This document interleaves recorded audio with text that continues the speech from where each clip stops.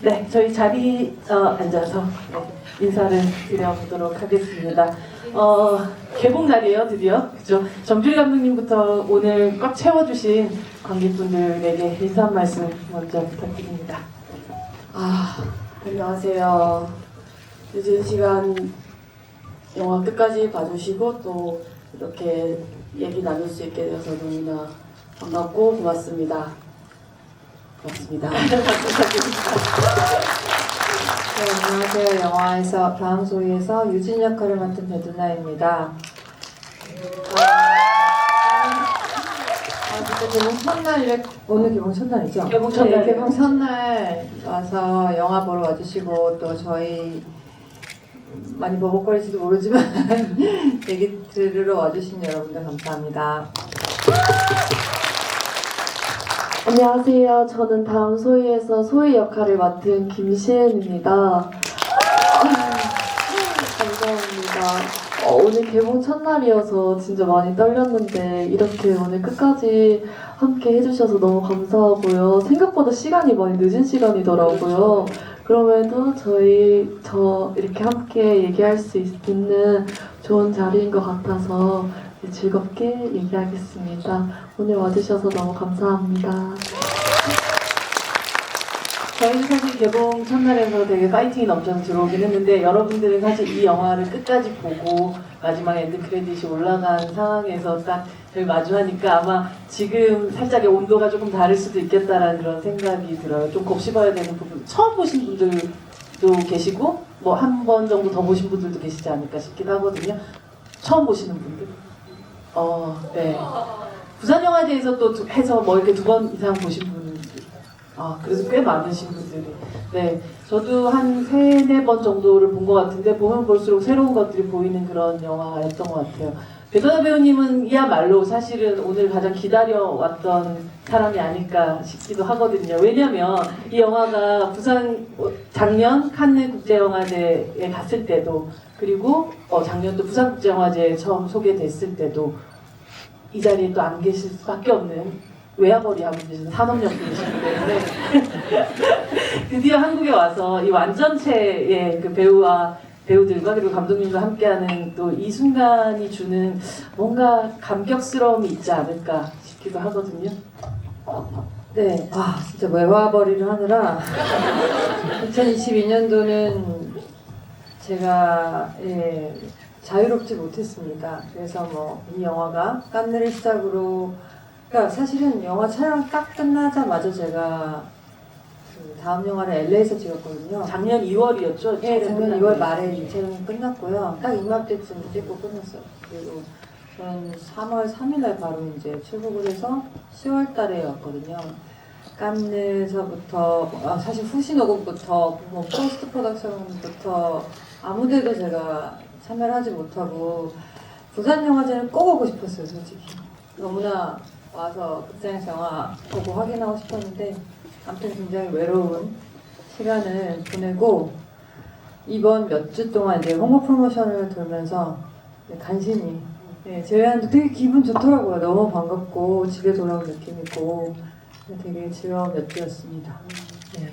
또 두나 배우의 등장과 함께 김시은 배우는 홀로 외로운 질주를 해왔던 그 또 시간을 거쳐서 굉장히 또 반갑게 이 완전체의 홍보 프로모션의 그 시간들을 즐기셨지 않았을까 싶기도 하거든요. 사실 제가 이제 영화를 보셔서 아시겠지만 배두나 선배님하고 호흡을 맞추는 장면이 별로 없어서 개인적으로 너무 아쉬웠어요. 근데 이렇게 홍보 활동을 하면서 선배님이 옆에 계시고 하니까 역시나 너무 든든하더라고요.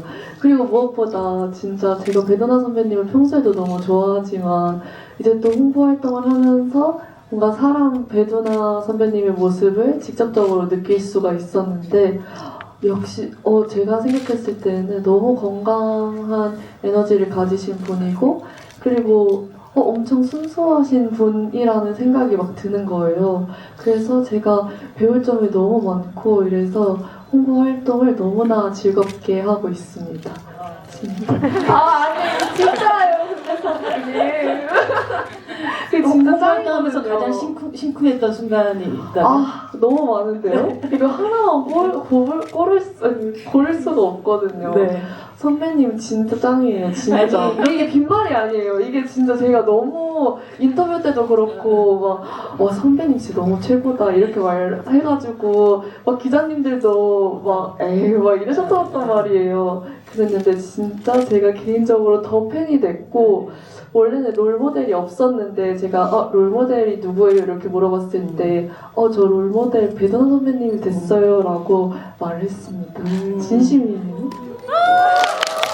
없던 롤모델도 만드시는 분이 됐군요. 근데 사실 뭐 존경한다 이런 표현 쓸 줄 알았지만 건강한다라는 표현이 이렇게 건강한 젊은 배우가 또 아니고 존경은 당연한 마음이어서 아니 그 건강한 기운들 같은 게 사실은 있기 때문에 이 영화가 사실은 우리에게 이만큼 편안하게 또 다가올 수 있었던 것 같아요. 아니면 너무나 좀 괴로운 부분들도 되게 더 많았을 텐데 어쩌면 감독님이 배우를 캐스팅할 때부터 이미 이 건강함이 이 영화의 어떤 플러스가 될지를 계산하시고 생각하셨지 않았을까 싶기도 했어요.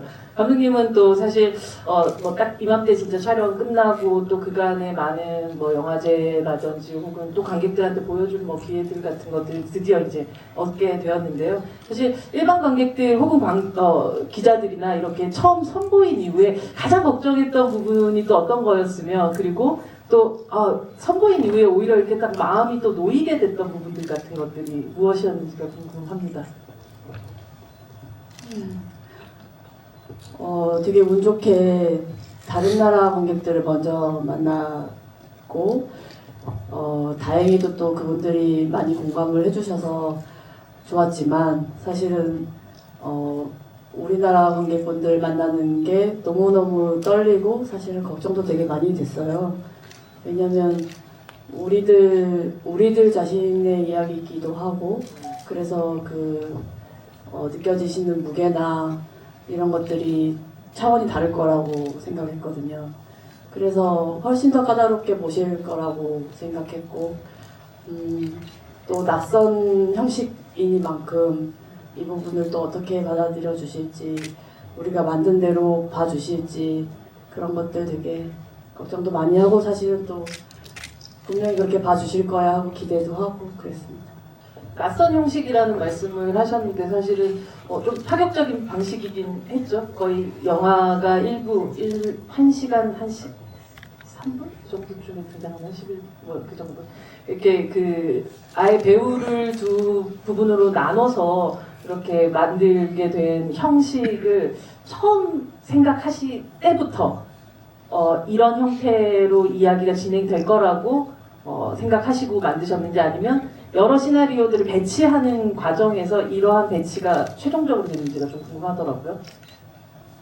아주 처음부터 이렇게 이야기를 만들어야겠다고 생각했고요.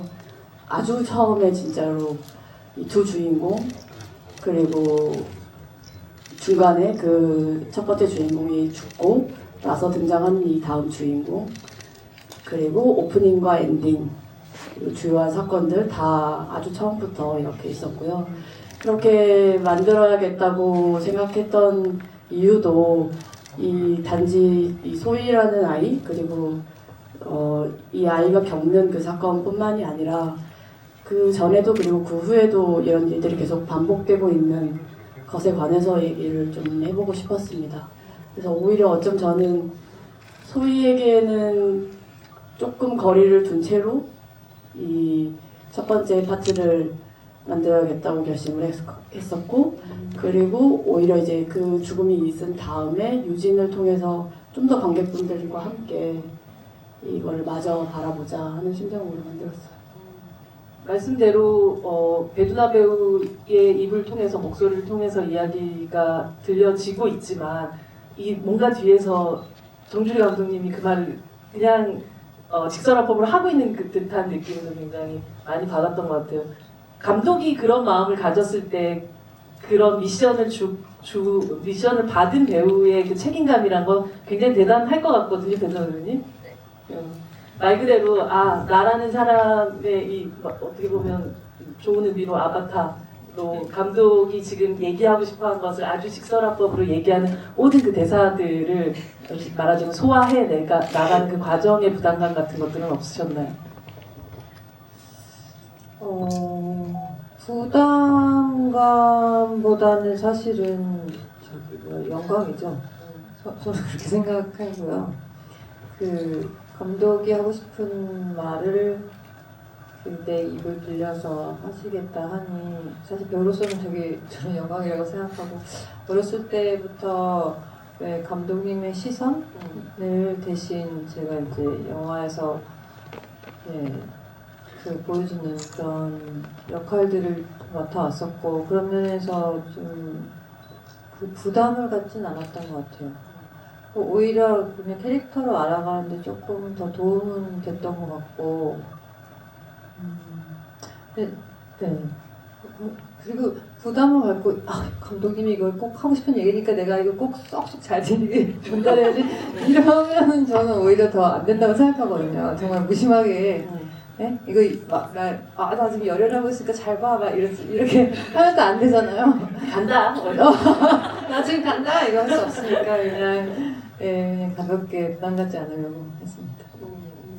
사실 김시현 배우가 이 역할에 캐스팅이 된 걸 보고 감독님이 사실은 어쩌면 보통 이런 아이들, 예를 들어서 자기의 어떻게 손으로 스스로의 생명을 앗아가시는 아이들은 이런 얼굴일 거야, 아니면 이런 분위기일 거야, 혹은 쟤는 저래서 이랬을 거야 라는 식의 사람들의 그 후평가들 같은 것들을 아예 처음부터 제거하고 들어가겠다라는 어떤 선언같이 느껴진 캐스팅이었었거든요. 그게 사실 김시인이라는 배우를 처음 만났을 때부터 감독님이 한눈에 결정하시게 됐었던 이유가 아니었을까 싶기도 했고요. 여러 차례 말씀을 드렸으니까 말씀을 드리자면 사실은 이 사건 자체를 정확하게 알게 된 그 계기가 여러분 잘 아시는 시사고발 프로그램 그것이 알고 싶다였는데 거기서 이제 그 기자분이 취재를 해가시면서 만나는 사람들이 있어요. 그 사람들마다 하나같이 하는 말이 걔는 그럴 애가 아니라는 말이었어요. 절대로 그럴 애가 아니다. 씩씩하고 자기 주장 있고 그게 되게 뭐랄까요. 도대체 그런데 그럴 애가 아닌 애가 왜 그러면 그랬을까 하는 것이 굉장히 저한테 계속해서 생각하게 되는 지점이기도 했고 그러면서 이제 이 소희라는 인물을 만들 때는 그러면 한번 그렇게 해보지 뭐. 그럴 애가 아닌 아이. 어디 가서도. 그렇기도 하고 근데 그것 자체도 우리들의 편견일 수 있잖아요.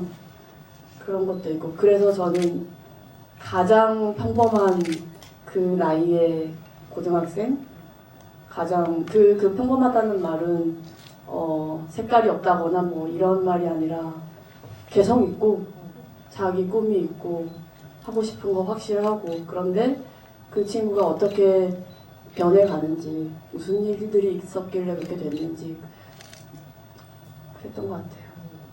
감독님 처음 만났었을 때 첫 대화 혹시 기억하세요? 제가 시나리오를 읽고 나서 감독님을 만났을 때 저는 이 영화가 세상에 나왔으면 좋겠어요 라고 말했던 게 기억이 나요. 약간 도이아 찍을 때 배두나 배우가 감독님께 했던 똑같은 워딩 아닙니까? 거의? 근데 몰랐거든요. 아 진짜? 네. 제가 막 찾아봐서 이런 말을 해야지 하고 하는 걸 아니니까요.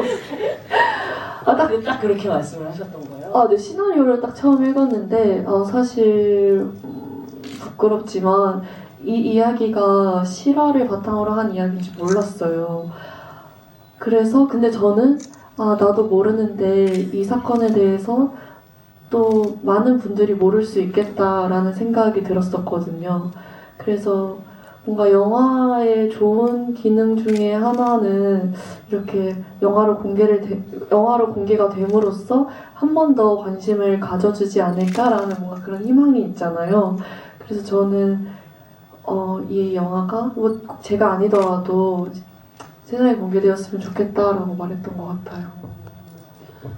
그 배두나 배우님께서 저랑 그때 아마 뭐 책 준비하고 이럴 때 처음 시나리오를 받았었던 것 같아요. 굉장히 기쁘고 흥분한 얼굴로 언니 저 정주리 감독님 영화 하게 될 것 같아요 라고 얘기하는데 굉장히 신나 보였었거든요. 그래서 그때 그냥 농담으로 아 그때 영남이니까 이름 이어져가지고 갑자기 형사라고 하니까 막 이제 1남, 2남, 3남 해서 계속 가는 거 아니냐 이런 농담까지도 하기도 했었는데 사실 한 배우가 한 감독하고 계속 작업들이 이어나간다는 것은 그냥 단순히 뭐 친분만으로 만들어지는 것 같지는 않아요. 어떤 확신 같은 것들 그리고 그 사이에 변했던 두 사람의 어떤 세상을 바라보는 혹은 영화가 세상을 향해서 무엇을 할 수 있을까에 대한 생각들까지도 어느 순간 싱크로가 딱 맞춰졌기 때문에 가능했던 9년 만에 뭐 사실 한 8년 정도 만에 그 재회가 아니었을까 싶기도 했거든요.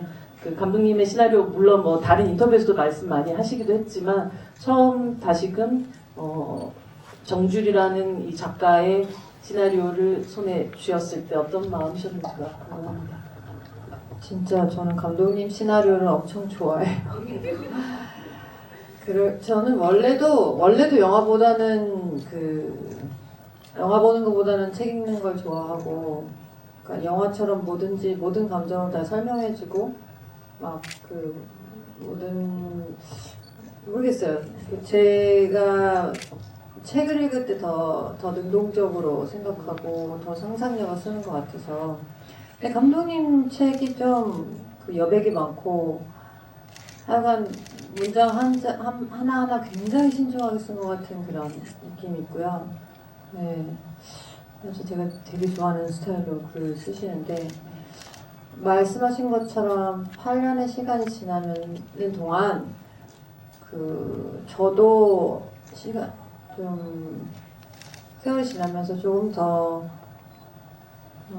걱정하고 뭐 또 고민하고 이런 뭐 뉴스 프로그램을 보면서 분노하고 뭐 이런 사건들이 쌓여갈 거 아니에요. 저도 답답한 것도 많고 근데 그런 것들이 조금 잘 맞아떨어진 것 같아요. 이거는 예, 되게 좋았어요. 저는 이번 시나리오 진짜. 사실 뭐 도이아나 뭐 다음 소위 같은 경우는 뭐 어떤 신랄한 사회 고발이라는 점 같지만 도이 같은 경우는 같이 갈래? 라고 물어볼 수 있는 어떤 여지가 있는 친구라면 소희야 라고 해도 이제 같이 갈 수가 없어요. 그쵸? 네, 근데 어쩌면 그 개인과 개인들끼리 서로 할 수 있는 구원의 시대는 더 이상 믿지 않는 느낌. 그러니까 어쩌면 더 이상 늦기 전에 그 상위의 시스템들이 개인을 구조해야 되는 시기라는 걸 굉장히 감독님이 다급하게 경고하는 것 같은 느낌이 들기도 했었던 그런 변화였거든요. 지난 9년 동안, 8년 동안 감독님의 생각에는 어떤 변화가 있었길래 이 이야기는 이렇게 흘러가게 되었나요?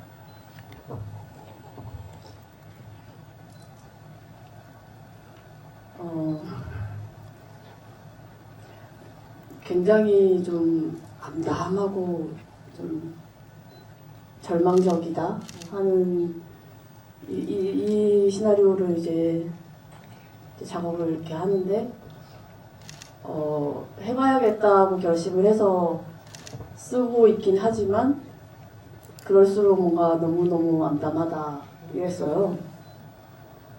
그리고 거기에서 가장 컸던 거는 되게 거리가 멀고 나랑은 좀 상관없는 그런 일이라고 처음에 생각했었는데 갈수록 그냥 나도 이 전체 중에 하나였고 지금 이 충실하게 이 시스템에 공모하고 있는 사람이었구나 하는 생각이 들었습니다.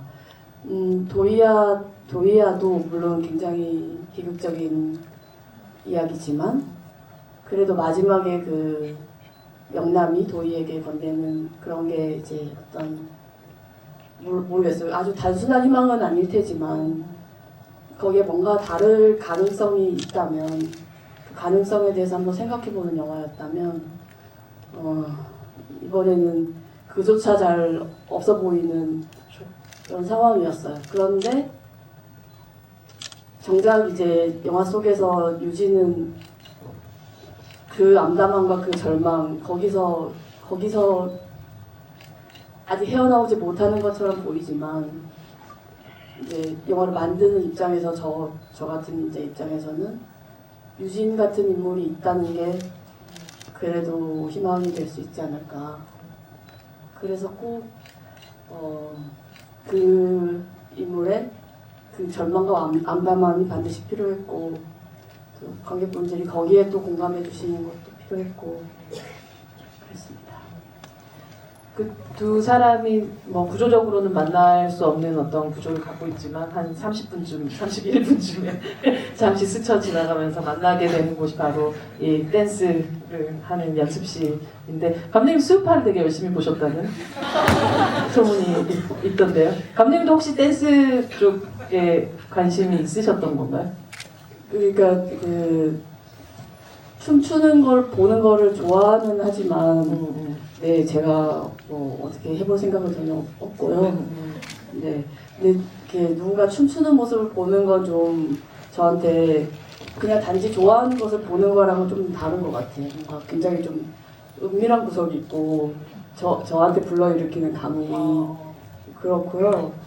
또 특히나 영화에서 춤추는 모습이 담길 때는 좀 더 그게 저한테는 영화적으로 느껴져요. 그 말하지 않고 몸을 움직여서 자신을 표현하는 그런 것들이 네, 그랬습니다. 그 시기에 배두나 배우 거의 데뷔조인 것 같은 아이돌 데뷔하는 준비하고 있는 조 같은 그런 느낌이 들 정도로 정말 최선을 다해서 깜짝 놀랐습니다. 그 정도일지 모르고. 아니 근데 사실은 그 배두나 배우가 제 개인적인 인연 얘기를 하자면 배두나 배우 처음 만났었던 게 미스 힙합 미스터 락이라는 되게 그때 단막 드라마가 있었는데 그때 힙합 2001년도에 예, 2000년도에 예. 제가 무슨 러브스토리라는 SBS 드라마를 했는데 거기 스크립트 하셨어요. 맞아요. 제가 네. 그래서 저는 기자를 하기 전에 처음 제가 대학교 알바할 때 만났었던 그때 열심히 두나 씨가 계속 그 비슷한 공간에서 몇몇의 신인 배우들과 함께 계속 힙합 춤을 추는 힙합 춤을 너무 왜냐면 내가 락 가수를 좋아하는 되게 팬이었는데 신성우 씨가 락커였고요. 역할을 되게 좋아하는 팬이었는데 그 회사에 들어가고 싶어서 어떻게든 힙합 가수가 돼야 되는 거야. 춤 열심히 췄는데 결국 안 되는. 그러니까 거의 안 됐죠. 그때? 네네. 안 됐던 것 같아요. 그래서 힙합 옷가게에서 일하는. 그 꿈 내가 이뤄드리리라 하고 정길 감독님께서 다시 춤을 됐어. 아니야. 쓰레기가 어딨어. 그렇게 사실 뭐 이제 대사를 나눌 상황들은 없었지만 두 사람이 비슷한 공간에서 계속해서 어떻게 보면 같은 춤을 추고 있다는 것가 주는 그런 연결지점 같은 것들이 있었을 것 같아요. 시은 배우는 사실은 어쩌면 난 배두나 배우랑 지금 영화 찍기로 했는데 실제로 마주한 장면이 거의 없다라는 거에 대한 좀 그게 있었을 텐데도 춤추는 공간에 가면 어쩐지 여기에 두나 언니가 있다는 느낌이 혹시 들지 않았을까 싶기도 했어요. 없었는데. 진짜? 근데 사실 농담이고요. 저희가 진짜 연습을 많이 했어요. 한 달에서 한 달 반 정도 연습을 했는데 정말 소희와 유진처럼 스쳐 지나갔지. 왜냐면 같은 춤을 배우는 게 아니었어서 다른 춤이었어가지고 타임은 달랐는데 똑같이 거의 연습을 했었거든요. 그래서 정말 소희와 유진처럼 이렇게 쓱 갔다가 선배님 안녕하세요 이러고 다시 쓱 가고 막 그랬던 기억이 나네요. 안무 중 쓰러진 유진을 바라보는 소희의 눈빛. 네. 그러니까 굉장히 따뜻한 응원처럼 보이기도 했는데 어떤 마음을 담아서 했었나요? 소희도 춤을 출 때 실수를 하는 구간이 있잖아요. 근데 그거를 좀 응원해주고 싶은 마음도 있고, 뭐 틀려도 괜찮다. 이런 마음으로 했던 것 같아요. 근데 처음에는 제가 선배님 이렇게 찍을 때는 진짜 활짝 웃었거든요. 그래서 선배님이 놀리시기도 하셨어요. 뭐라고? 활짝 웃는다고 너 그렇게 했잖아 이러면서 엄청 장난도 잘 쳐주셔가지고 제가 더 편안하게 촬영을 했던 것 같아요. 이제 소희가 쭈니 만나러 가는 길에 그 길에 뉴스가 슬쩍 지나가는데 수험생들 힘내세요 응원 좀 끝이라는 그 뭐 그게 진짜 촬영하는데 갑자기 나왔지는 않았을 거고 감독이 분명한 의도를 가지고 그 뉴스 장면 넣지 않았을까 싶은 생각이 들었어요. 사실 우리가 미디어에서 만나게 되는 청소년들의 다양한 방식의 어려움들 같은 것들을 뭐 입시 지옥이라든지 뭐 이런 이야기들이 굉장히 많은데 오히려 그런 것조차도 대학 입시를 준비하는 어떤 학생들한테 굉장히 더 맞춰져 있지 않은가라는 생각을 하면서 지금 소희 같이 그 고등학교를 졸업하기 이전에 이미 어쩌면 그냥 그 일하는 그 공간 이상으로 더욱더 힘든 어떤 그 곳으로 던져지게 되는 이 아이들에게 좀 더 마음을 두고 싶다라는 게 그 짧은 뉴스 장면에 좀 느껴지기도 했거든요. 진짜 스쳐 지나갔는데 그렇게 봐주셔서 감사하고요. 진짜로 수능날이 되면 대한민국 모든 고3들이 다 수능을 보는 것 같은 하루 종일 그렇잖아요. 전 국민이 수능 보는 것 같은 느낌이 들죠, 네. 그렇죠? 그런데 절반에 가까운 친구들은 이미 일을 하고 있거나 아니면 일을 찾고 있거나 하는 상황이라는 거. 저도 그거를 명확히 인식을 하지 못한 채로 있었던 것 같고 그런 것에 대한 좀 안타까움도 그 오프닝 장면에 있고요. 정작 근데 소희와 쭈니는 전혀 아무 상관없는 그날 뭐가 됐건 아무 상관없는 것처럼 그렇게 또 지나가는 모습도 또 나름대로 또 마음이 아프고 그랬어요. 이 춤추는 첫 장면에서 진짜 귀에서 플레이 되던 음악은 뭐였나요? 그레이님의 꿈이 뭐야라는 노래예요. 근데 되게 꿈이 뭐야 영화의 그 뭔가 대사이기도 할 것 같다는 생각이 드는 그런 그렇기도 하네요. 네. 감독님이 생각하고 선곡해 주신 건가? 그 레퍼런스로 삼았던 수우파의 네, 그 뭐라고 부르죠? 그 댄서들이 그 경연을 하잖아요. 그 중에 한 팀의 그 안무와 그 선곡이었어요. 그게 레퍼런스였어요. 그래서 근데 그 곡을 사용할 수 있을 거라고 기대를 못했는데 그래서 당연히 작곡도 새로 해야 되고 영화 속에 음악이 나온다면 작곡도 해야 되고 또 안무도 그래서 새로 짰고 그랬는데 결국에는 나중에 그 곡을 사용할 수 있게 되었어요. 영화에서 그렇게 해주셨어요. 그 그레이님과 그랬는데 정작 마지막에 영화 속에는 음악이 담기지는 못했습니다. 사실 이 영화는 저는 다시 보다 보니 그런 생각을 하게 되더라고요. 이 귀의 고난사에 대한 거다라는 생각. 처음에는 자기가 춤추고 싶은 그 음악을 즐겁게 듣던 이 아이의 귀에 어느 순간 고객들의 컴플레인이 들리기 시작하고 그리고 어느 순간 모든 사람들이 갑자기 인간미가 사라진 상태에서 사랑합니다 고객님이라고 하면서 당장 일을 시작하던 그 순간 소희가 귀를 막죠. 네.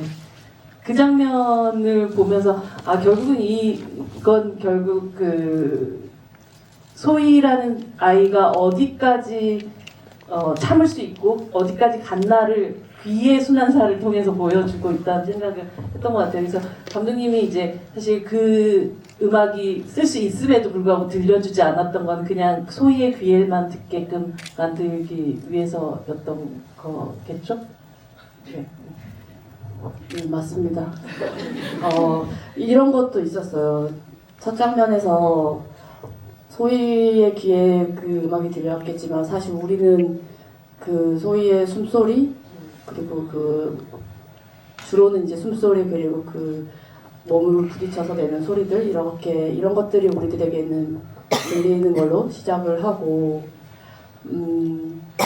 마지막 장면에서는 그 소리가 전혀 들리지 않는 채로 그 영상만 남겨있는 그 상황에서 유일하게 들리는 소리라곤 유진의 숨소리가 함께 하고 있거든요. 그런 채로 그 오프닝과 엔딩을 마무리를 하고 싶었습니다.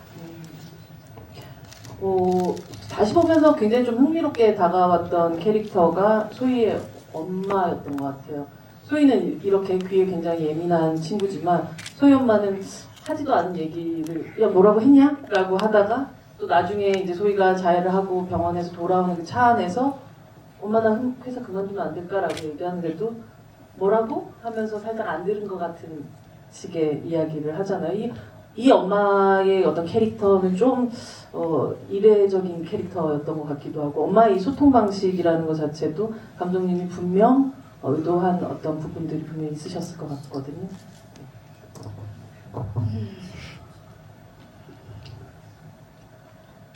우선은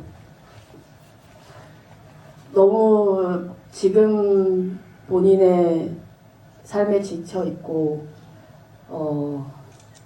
그냥 봤을 때는 뭐 그렇게 탁 티가 나지 않을 수도 있지만 실제로는 굉장히 여유가 없고 그런 분들일 것 같다고 생각했어요. 이 소희의 엄마 아빠의 처지가.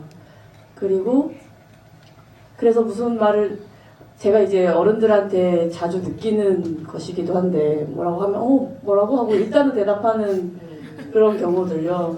저도 이제 나이가 들어가면서 저도 그렇더라고요. 일단은 라고 대답 먼저 하고 그래서 당장에 지금 뭘 들었는지보다는 우선은 그렇게 반응하는 거 이런 모습 어떻게 되었길래 이렇게 반사적으로 일단은 그렇게 할 수밖에 없을까 이런 것도 있었고 저는 그때 이제 어떻게 보면은 많은 분들이 그때 그걸 듣고 얘기를 했더라면 얼마나 좋았을까라고 당연히 생각하실 수도 있지만 그보다는 저한테는 왜 더 얘기를 못했을까 소희가 이런 것들이 아마 쌓였을 거고 적어도 소희는 그런 엄마 아빠가 그렇다는 거를 이해했을 것 같았어요. 그러니까 더 피력하지 못하고 더 말을 하지 못하고 그리고 회사에서 휴가 받았다고 얘기하고 그런 것들이 소희는 그런 엄마 아빠를 이해하고 있을 거다. 차마 그래서 더 말을 못하고 그렇게 마지막을 향해 간 게 아닌가 싶어요. 소희는 어떤 마음이었어요? 엄마 아빠를 힘들게 하고 싶지 않았던 것 같아요. 그냥 물론 내가 힘들어서 힘들다고 얘기했지만 그거에 대한 사실 답변이 돌아오길 기대하고 말한 건 아니라고 생각하거든요. 참을 수 없어서 말을 했지만 그랬는데 엄마 아빠한테는 말을 분명히 하고 싶었지만 할 수 있었는데도 안 했을 것 같고요. 그냥 엄마 아빠를 뭔가 보호해주고 싶은 마음이었던 것 같아요. 네. 그러니까 힘들지만 내가 힘들다고 티를 내면 엄마 아빠가 더 힘들 것 같으니까 힘들다는 거를 얘기를 못 하겠던데요? 네, 그렇습니다. 그래서 휴가 받았다고 얘기한 것도 회사에서 있었던 일들을, 콜센터에서 있었던 일들을 충분히 얘기하면 뭐 얘기할 수 있었지만 그러지 않았던 이유도 엄마 아빠를 생각하는 마음이었던 것 같아요. 사실 이 두 사람 소희와 유진의 에너지나 뭐 음성의 피치들로 보자면 굉장히 소희의 음성이 높았다가 이제 점점 에너지적으로도 낮아지는 그런 그래프를 그린다면 유진이 같은 경우는 거의 뭐 밑바닥에서 시작해가지고 점점 분노의 게이지가 올라가게 되고 목소리도 사실 더 커지게 되는 형태의 그 그래프를 보여준단 말이죠. 근데 사실 이 유진이 그 거의 무슨 누군가 봤었을 때 거의 저수지에서 걸어온 것 같은 수준으로 처음 등장을 한단 말이에요. 그러다가 어느 순간 정말 교감에게 주먹을 날리는 순간 이 피치가 어디까지 올라가야 되나 혹은 이것이 과하지 않을까 여기에서 조금 더 눌러야 하나 이런 어떤 것들에 그걸 그 감을 잡는다는 게 사실 좀 쉬운 일은 아닐 것 같아요. 사실 영화가 상영이 되고 있는 중간이라면 여기선 한 도 정도 가고 여기서 솔 정도 가도 되겠다라고 생각할 수 있지만 이제 그런 컨티니티를 그 장면에서 어디까지 내가 여기서 분노해도 되는가 어디까지 보여줘도 되는가의 수위를 배우 스스로가 좀 결정하는 데 있어서 어려움이 없었을지에 대한 그 교감을 조금 더 더 통쾌하게 쳤어야 하나, 아니면 조금 더 화를 내나, 아니면 조금 더 눌러야 하는가에 대한 이 어떤 결정들을 내렸는지 좀 궁금하더라고요. 그 결정은 사실 제가 내리는 게 아니고 감독님이 내리시는 거니까요. 저는 사실 그 여러 버전으로 저는 매 테이크가 할 수가 없는 배우라서 좀 덜 흥분하게 되면 덜 나오고 더 흥분하게 되면 더 나와서 매 테이크가 좀 다른 편이고 골라 쓰시는 거거든요, 감독님이. 조정 선생님 계속 맞으시는 건 아니죠? 근데 모르겠어요. 이제 관객분들이 제가 왜 저기서 저렇게 흥분하지? 이게 걱정될까봐 이 톤을 조정하는 것보다는 사실은 저는 그 안에서 이게 잘 보이진 않지만 이런 장면에서 얘가 약간 핀이 나가고 이런 연기를 하긴 했었습니다. 근데 저도 잘 안 보이긴 하더라고요. 영화에서는. 근데 하긴 했어요. 약간 이렇게 듣고 있을 때 뭔가 힌트가 나가는 그런 걸 차라리 쌓아두거나 이렇게 약간 힌트를 주는 걸로 하지. 내가 여기서 어느 정도만 연기해야지 이런 거는 없었어요. 이 영화에서는 없었던 것 같아요. 네. 어떤 관객들은 사실 막 박수 치면서 그 순간에 되게 통쾌하기도 했지만 실제 아마 그 유진 같은 캐릭터는 내가 주먹을 날렸음에도 불구하고 오히려 그 이유가 더 슬픈 마음이 들지 않았을까 싶기도 했거든요. 네네. 그러니까 어떤 분들은 인터뷰 하실 때 질문하실 때 무슨 형사가 오버하는 거 아니냐, 무슨 주먹을 날린 형사가 어딨냐. 형사는 주먹 아닙니까? 아니 그래서 네. 그래서 한국의 남성 형사들은 거의 주먹에 발이 다 날아가던데요, 늘 항상. 그렇지 않나요? 그러게, 예, 네, 맞아요. 네. 여기 강간의 왕국이 하고 날아가고. 강간의 왕국이야 되셨죠. 네. 근데 이제 약간 그 정도 씬에서부터 유진이 이게 지금 형사로서 일을 하고 있는 게 아니고 이제 한 사람의 그 그러니까 인간으로서 좀 화가 나고 있다라는 거를 좀 보여주는 게 아닐까. 진짜 주먹이 나갈 정도면 이성이 있는 거니. 그런 여자도 아니잖아요, 사실. 진짜 아까 말씀하셨던 대로 목소리도 거의 개미 목소리처럼 나오다가 이제 점점 커지는 거니까. 저는 그냥 그렇게 생각했고, 콜센터는 그냥 콜센터인데 학교에서 이제 그러니까 저는 개인적으로 그 부분에서 유진이 아닌 배두나는 사실 굉장히 흥분했었거든요. 읽었을 때. 내가 너무 나이브한 걸 수도 있는데 학교는 학생을 보호해야 된다. 약간 그게 맞는 말이죠, 사실. 예, 학교는 적어도 학생의 말을 들어줘야 된다라고 생각하는 사람이라 그 점에서 주먹이 나온 건 상당히 저는 적합하다고 사실 봅니다. 네. 사실 또 유진에게 이런 어떤 순간이 있다라고 하면 소희에게는 이 팀장님의 그 어떤 그 죽음 이후에 확 말하는 살짝 힌트가 나갈 만큼 위압적으로 굴게 되는 어떤 순간들 같은 것들이 있잖아요. 이때 연기가 굉장히 좀 어려웠을 것 같다는 생각이 들었어요. 그래서 뭐 세대별로 굉장히 다른 어떤 대처법 같은 것들을 너스레를 떨면서 동료들한테 얘기를 하는 그런 순간들 같은 경우 우리가 그 전에 봤었던 소희의 얼굴하고는 굉장히 다른 느낌. 혹은 아이가 죽어서 해지를 하려는 그 고객에게 고객님 아무도 이렇게 안 해요라고 얘기하는 그 너무 기계적인 그 대처 같은 것들을 연기할 때의 그 마음은 어땠었을까? 우선 동료분들하고 연기를 할 때는 마음이 좋지 않았는데 그럼에도 잘 해봐야지 라는 마음이 더 컸던 것 같아요. 근데 그러니까 제 자신을 속이고 있었던 것 같아요. 나 힘든데 그래도 이렇게 해서 1등 할 거야? 인센티브 준다고 했으니까 그래 일 열심히 해보자 이런 마음에 너도 그렇게 해봐 막 이런 식으로 했던 것 같은데 그게 저를 보호하는 방법은 아니었던 것 같아요. 소희가 소희 자신을 보호하는 방법은 아니었던 것 같아요. 뭐 그런 것도 있었고 또 아이의 죽음을 얘기했을 때 소희도 아차 싶었어요. 아차 싶었던 것 같아요. 근데 친구한테도 연락이 오고 하니까 잠시 또 정신이 이렇게 다시 회로가 여기에 또 신경이 쓰이게 된 거죠. 그러고 나서 이제 또 기계적으로 말을 하게 된 거잖아요. 하게 된 거거든요. 그러니까 너무 그 전화를 끊고 나서 그 상황이 계속해서 축적이 되고 그 이후의 상황까지 어쨌든 그 사건만 있었던 건 아닐 거니까 계속 쌓이고 쌓였던 것 같아요. 스스로가 스스로에 네. 대한 경멸 네, 네. 생기는 순간들 같은 거. 네, 그게 더 심해지는 사건의 계기들이 좀 많았던 것 같아요. 나중에 이제 누가 오기로 했어라고 하고 태준이 오빠의 그 마지막 받았던 전화 같은 게 지지직 그냥 소리가 나잖아요. 근데 네.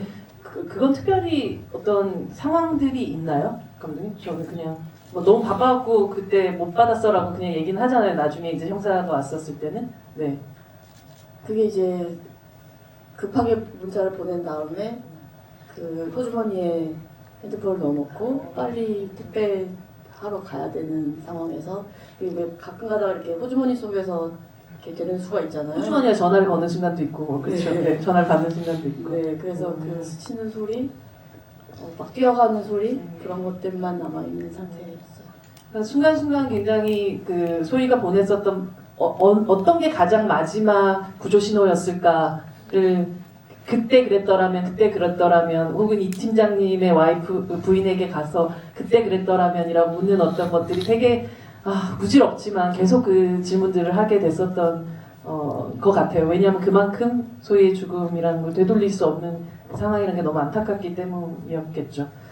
그 준이가 뭐 처음에 첫눈이래 뭐 이렇게 얘기했던 순간, 지하 연습실을 소희가 나올 때 또 내리는 눈을 바라보던 순간, 그리고 눈 쌓인 아침에 발견했던 이 팀장님의 시신, 그리고 소희가 마지막에 저수지 앞에 섰을 때 또 눈이 내리고, 눈이라는 게 우린 굉장히 좋아하는 것이기도 하고 어떨 때는 낭만적으로 쓰여지는 이 날씨의 그 변화인데, 감독님이 눈을 특별히 이 영화 속에서 이렇게 계속 등장시켰던 이유가 있으신가요? 네, 말씀하신 대로 눈은 이제 그런 걸로 자주 우리가 익히 알고 있는 거니까요. 되게 포근하고 아름답고 우리를 추운 겨울에 내리지만 감싸주는 것 같고, 그런데 그 눈이 녹을 때 되게 눈이 녹을 때 모습은 그냥 비가 내릴 때랑은 완전히 다르잖아요. 눈이 녹을 때는 너무나 더럽고 지저분한 것들이 드러나고 뭔가 그 아래에 있었던 그런 실체들이 다 드러나고 하는 것 같아요. 그런 것처럼 영화에서도 그런 걸 담고 싶었어요. 마치 그래서 눈이 오면 아주 잠깐 위로를 받는 것처럼 느껴지지만 그 다음에는 반드시 비극적인 일이 벌어지는 그런 대목들로 좀 사용했습니다. 두 사람이 같은 공간에서 다른 시간에서 같은 시선과 같은 행동을 하게 되는 그 장면이 바로 슈퍼마켓에서 앉아있어 카스 2병을 시키고 발끝으로 떨어지는 해를 바라보는 그 장면이었어요. 그리고 카메라를 두 사람이 각각 다른 시간에 또 바라보는데, 그때 소희가 봤던 건 무엇이었을까, 유진이 봤던 건 무엇이었을까 궁금하더라고요. 마치 관객들을 보라는 듯이 쳐다보긴 하잖아요. 그 장면에서 어쩌면 소희가 마지막으로 본 어떤 것들이었을 것 같거든요. 네. 그때 되게 많은 감정이 들었던 것 같은데요. 딱 그 빛을 봤을 때 이게 나의 구원일 수 있겠나? 라는 생각도 들었거든요. 그 마지막 선택이? 아니요. 그 빛이. 그 빛이 나를 따뜻하게 감싸주는 게 아닐까라는 생각은 들었는데 근데 결국엔 그것도 뭔가 엄청 따뜻하게 위로가 되진 않았었거든요. 그랬는데 그래도 뭔가 되게 끌림이 있었던 것 같아요. 그 빛을 한번 따라가 보자라는 생각도 함께 동시에 들었던 것 같기도 하고요. 그렇습니다. 근데 저한테는 엄청 따뜻한 위로가 되진 않았던 것 같아요. 근데 너무 소희처럼 너무 소희네요. 아니 너무 소희라서 소희죠 뭐.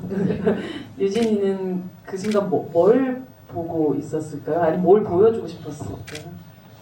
그러게요. 저는 그거는 사실 관객분들이 개개인이 다 알아서 해석하시는 게 다를 것 같아서 그런 부분은 제가 뭘 생각했었는지를 얘기하는 거는 되게 조심스러워요, 사실. 그래서 제가 오히려 듣고 싶어요. 어떻게 보셨는지, 그게 어떻게 해석이 되는지. 왜냐면 다들 본인의 경험에 따라서 달라지는 거잖아요, 그런 부분이. 그래서 나는 감독님이 그런 걸 쓰신 것 같고, 이렇게 둘이 겹쳐지는.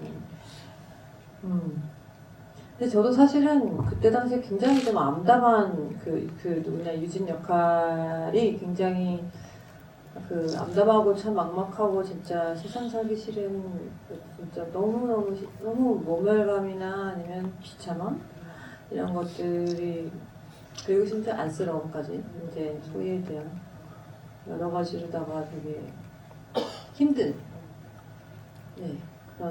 그랬던 감정만 기억이 나요. 그 다음에는 제가 너무 소희의 마음을 다 말한 것 같아서 비밀로 해주세요. 비밀을 여러분들만 들었던 걸로 해요, 소희의 마음을. 네. 이 팀장님 장례식에 소희가 아직 소희한테는 검은색 정장 같은 게 없기 때문에 교복 입고 간 거겠죠? 그쵸?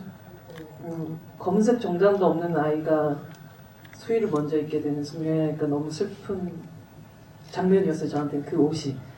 근데 이 팀장님의 장례식의 풍경과 달리 소희의 장례식에는 학교 사람들, 회사 사람들, 그리고 동료 사람들이 와 있는 게 되게 당연한 것 같지만 살짝 저는 이게 약간 판타지 같다는 생각도 좀 들었었거든요.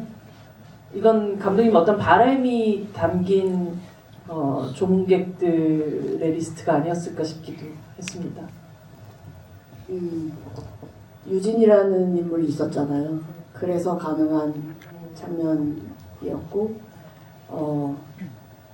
만약에 유진 같은 사람이 없이 그냥 단순 자살로 처리가 됐으면 팀장님 같은 똑같았겠죠. 똑같은. 네, 그랬던 거고 저로서는 그 당사자들을 다 볼 필요가 있었어요. 그 장면에서 심지어는 입이 퍼렇게 멍든 교감 선생님 여기 이렇게 멍든 상태로 계시더라고요. 네. 사실 저는 그 이보람 팀장님도 계셔가지고 저는 좀 다 있습니다. 놀랐었습니다. 유진이 있었기 때문에 가능한.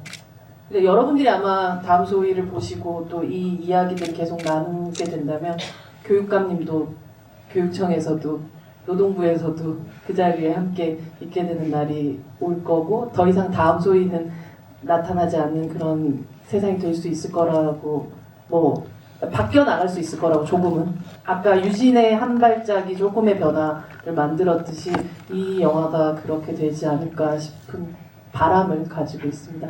여러분들 아까 이제 배두나 배우도 여러분들 어떻게 보셨는지 또 궁금하다는 말씀하셨는데 어떤 소감도 괜찮고요. 여러분들도 저희가 또 미처 하지 못한 질문 몇 개 정도를 한 2개 정도 받을 수 있지 않을까 싶긴 하네요. 네, 손 들어 주십시오. 네, 조기로 갈게요. 네네, 뒤에, 네. 검은색 옷을 입으신 분이신 것 같은데, 여기요. 네. 하나, 둘, 셋, 4번째 정도 됐네요. 네. 제일 끝에 있으십니다. 네, 저는 그 미디어 플랫폼 얼룩소라는 곳에 일하는 천현우라고 합니다. 안녕하세요, 감독님.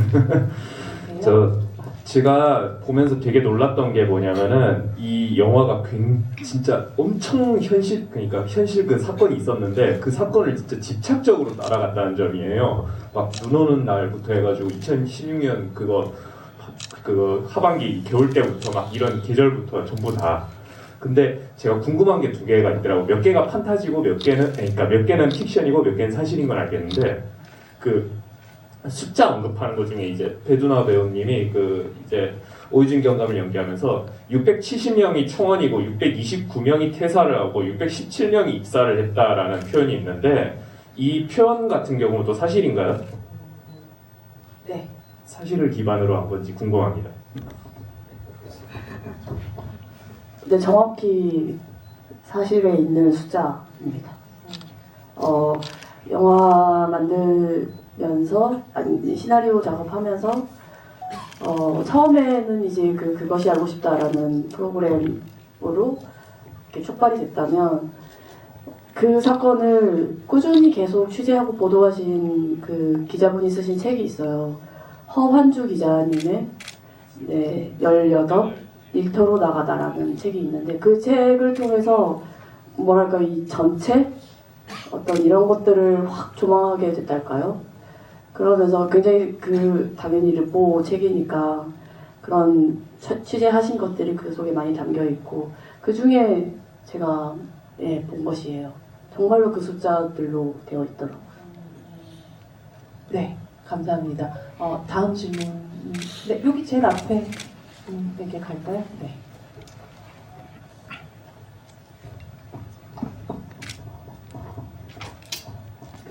제목에서부터 보실 때 다음 소리는 없어야 된다는 마음으로 만들어주신 영화잖아요. 그래서 영화를 보면서 정말 중요한 말, 진짜 해야 될 말들 아무도 안 하고 있는 와중에 그나마 유진이 해주어서 그런 이제 저희 위로라고 해야 될지 모르겠지만 그런 것도 받았는데 태준이 다음 소희가 될 수도 있었다는 느낌을 받았는데 유진이 그렇게 밥을 먹으면서 그 말을 해줘서 그 부분이 우리에게 감독님이 내려주는 앞으로 나아갈게 이런 진심 어린 말 한마디나 이런 정말 괜찮냐고 물어볼 수 있는 그런 마음 그런 걸 말씀해 주신 것 같아서 영화 보면서 참 감사하다는 마음 들었고요.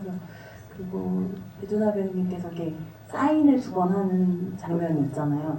근데 그 글씨를 쓰는 그것도 첫 번째와 그 마지막이 다르다는 느낌을 많이 받았거든요. 그래서 이게 제가 그렇게 본 게 맞는지 감독님께서 따로 이렇게 말씀해 주신 건지 궁금합니다.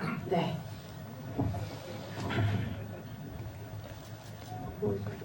글씨체는 저도 영화 보고 알았어요. 저 그제 영화 처음 봤는데 처음에 저렇게 갈게 썼다는 것도 사실 잘 인지하지 못했고 특별한 디렉션이 있지 않았던 것 같아요. 2번째 씬도 같은 날 찍었거든요. 그걸 2개 다. 2 영화실. 그 영화실을 진짜 영화실에서 찍었기 때문에 제가 세트가 아니어서 하루 만에 했죠. 근데 2번째 씬은 그렇게 제가 꼭 놀랐었는지도 그것도 디렉션이 없어요. 네, 그냥 그렇게 된 거예요. 네. 유진의 마음을 구현해 주는 것 같아서 그런 것 같아요. 조금 더 존중을 담아서 하게 된 것이 아닐까. 네, 그렇네요. 네. 극단적으로 다른 어떤 마음의 상태를 하루에 다 연기를 하셨다니 배우란 정말 극한 직업입니다. 이 정도는 아닙니다. 네, 이 정도 배우는 그래도 좋은 직업입니다. 감사히 일하고 있습니다. 네, 다음 질문 가겠습니다. 이쪽에 지금 오렌지색 모자 비님 쓰시는. 안녕하세요. 감독님 그리고 배우님 2분 정말 사랑합니다. 쑥스러운 사랑 고백. 감독님께서는 늘 저의 이야기를 대신 해주신다는 느낌이 있어서 정말 감사드려요. 제가 드리고 싶은 질문은 다음 소희를 보고 있다 보면 감독님의 전작의 흔적을 느낄 수가 있는데 일단 떨리네요. 유진이라는 이름은 2008년에 만드셨던 단편에 등장하는 유진과 이름이 동일하고요. 그리고 유진의 신분증에 들어가 있는 증명사진은 도이아의 영남의 것과 같아요. 그 의도를 알고 싶습니다. 그것이 알고 싶습니다. 네, 감독님. 제가 진짜 무슨 거창하게 유니버스를 만들겠다고 그런 건 절대로 아니고요. 그냥 안 찍은 것뿐이라는 배두나 배우의 증언이 있습니다만. 그냥 너무 사실 제가 좋아해요. 네. 뭐 그렇다면 뭐. 고이 간직하고 있다가 아무도 모를 거라고 생각하고 꺼냈는데 세상에 그런 게 어디 있겠어요. 현장을 봤더니 그게 있었어요. 네, 그 정답은 그래서 이거 이영남 맞네요. 저는 막 손이 발발 떨리는데 몰입이 안 되고 이거 어떡하지? 감독이 만들어 오셨더라고요. 유진이란 이름에 대한 애착은 그러니까 솔직히 말씀드리면 이영남으로 할까도 생각을 안 한 건 아닙니다. 희자 돌리는 그거는 뭐 완전히 우연이에요. 아. 진짜로 우연이고요. 유진은 실제 제 경찰을 하는 친구 이름이 유진이기도 하고요. 이때 되게 이름에 뭔가가 되게 게다가 제목을 이름으로 그쵸. 이제 네. 삼으니까 더욱이나 이름에 의미가 많이 있을 거라고도 생각하시겠지만 진짜 아무 별 생각이 없어요. 의외로 많은 감독님들이 이름 짓는 걸 제일 고역으로 생각하시는 분들을 제가 많이 뵀어요. 근데 항상 관객이나 뭐 저도 마찬가지지만 꼭 이름에 뭔가 뜻이 있을 것 같은 그런 그 뜻이 있어야만 될 것 같은 그런 마음이 들지만 네 감독님은 그냥 유진이라는 친구가 있으십니다. 마지막으로 한 분 정도 더 질문 받을 수 있을 것 같은데 이 가운데로 가겠습니다. 네 분홍색 네 입으신 분들은 네. 굉장히 좀 공평하게 그래도 가보려고 노력했습니다. 안녕하세요. 네. 저는 사실 소희처럼 그렇게 특성화 나와서 일을 하고 진짜로 임금에 대해서 문제도 있었고 그래서 좀 소희에 대해서 진짜 많이 공감하면서 영화를 잘 봤습니다. 그래서 저는 초반에 눈이라는 게 아까 감독님께서 말씀을 해주셨지만 제가 소희의 입장에서 생각을 했을 때는 눈은 약간 희망이라고 생각을 했어요. 처음에는 소희가 눈을 맞고 두 번째에서 연습실에서 나왔을 때는 사실 바라만 보는 존재였고 마지막에 자해를 하고서 차에 타고 갔을 때는 그 갇힌 공간에서 볼 수밖에 없고 마지막에 죽었을 때는 흩날려서 손에 닿을 수 없는 그런 거라고 저는 일단 생각을 했고요. 그러면서 약간 소희를 바라본 때 카메라랑 이제 너무 떨리네요 사실. 배두나 배우님 바라볼 때 촬영 기법이 어떻게 보면 소희가 좀 더 흔들리는 무빙이 좀 많았는데 이거는 이제 소희의 시점을 반영한 건지 그게 궁금합니다. 네. 감독님? 너무 잘 봐주셨고요. 일단은 그런 것들을 캐치해 주셔서 너무 고맙습니다. 눈에 대한 거는 그런 것 같아요. 영화 속에서 눈을 사용하면 비도 마찬가지고 도리아에서는 제가 비를 그렇게 썼는데 뭔가 제가 쓴 것 이상으로 관객분들이 봐주시는 것 같아요. 본인들의 자신들의 경험과 그런 감상을 바탕으로 훨씬 더 풍부하게 봐주시는 것 같아서 너무너무 고맙고 그리고 두 번째 그 카메라의 무빙에 대한 이야기를 네, 하셨죠. 네. 그것도 너무 봐주셔서 고마워요. 말씀하신 대로 전적으로 핸들드로 소희는 담았고 유진은 다 픽스 카메라로 담았습니다. 소희를 계속해서 따라가다가 이 아이를 마지막에 놓칠 때는 카메라가 멈춰 있어요. 그러니까 소희가 이제 사라질 때는. 그리고 그렇게 고정된 상태에서 유진이 등장했으면 좋겠고, 그리고 내내 소희는 마치 카메라가 따라다녔다면 유진은 화면 안에서 유진이 움직이는 거를 봐야 하는 것으로 그렇게 잡았습니다. 그런데 그래도 유진의 감정이 동요하거나 그렇게 달라지기 시작할 때는 카메라가 유진을 따라가기도 해요. 그러다가 이제 마지막 장면에 이르러서는 우리도 유진에게 한없이 붙어서 그렇게 마치 소희와 유진이 이렇게 그 장면만큼 마주하고 있는 듯한 그런 느낌으로 만들었습니다. 알아봐주셔서 고마워요.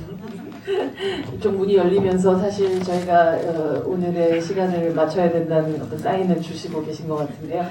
저희 그래도 마지막 인사는 하면서 이 자리를 마감을 해보도록 하겠습니다. 뭐 사실 첫날이니까요. 오늘 개봉 첫날이니까 뭐 여러분들의 어떤 열화 같은 성원이 있다면 더더욱 이런 자리들이 또 만들어질 수 있겠죠? 감독님 마지막 인사? 사실 첫 인사이자 마지막 인사 부탁드립니다. 첫 번째 관객들에게. 네, 오늘 너무 뜻깊습니다. 더 많은 얘기를 나눌 수 있었으면 더 좋았겠지만 아쉽고 또 다른 자리에서 또 기회가 있을 거라고 생각하고요. 유진을 그리고 소희를 기억해 주시길 부탁드립니다. 고맙습니다. 감독님 수박 부탁드립니다. 네, 영화 보러 와주셔서 감사하고요. 이 영화가 저 지금 계속 객석을 보면서 와, 이 영화가 개봉을 해서 관객분들이 보러 와서 앉아 있다. 약간 이런 뭔가 환상적인 경험을 하고 있다라는 좀 뭔가 비현실적 당연히 현실이지만 되게 좋네요. 되게 꿈을 꾸는 것 같고 이렇게 영화가 돼서 나왔고 바로 보러 와주신 여러분들께 진심으로 감사합니다. 네.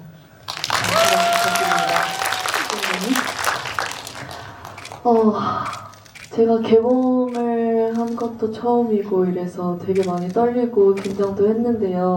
그래도 다들 이렇게 눈을 하나하나씩 맞춰보는데 막 제가 볼 때마다 웃어주시고 막 그래가지고 너무 좋은 기억을 안고 갈 것 같아요. 그리고 저희 영화에 대해서 많은 관심 가져주셔서 너무 감사하고 그리고 오늘 또 좋은 질문들을 너무 많이 들은 것 같아서 제 답변이 제대로 된 건지 좀 소인 잘하더라고요. 좀 그렇긴 한데 아까 제가 비밀로 해달라고 한 거 진짜 비밀로 해주셔야 돼요. 오늘 이렇게 다음 소위 늦은 시간인데도 끝까지 함께 해주셔서 너무 감사합니다. 또 좋은 기회가 있으면 또 뵀으면 좋겠습니다. 감사합니다. 네, 오늘 늦은 시간까지 함께 해주신 관객 여러분 너무 감사드립니다. 안전하게 댁으로 돌아가시기 바랍니다. 네, 좋은 밤 되세요. 감사합니다.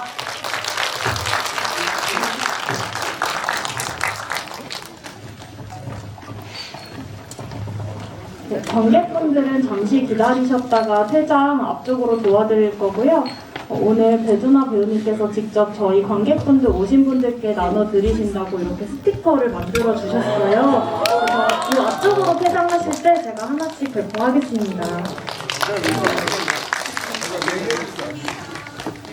언니 사랑해요.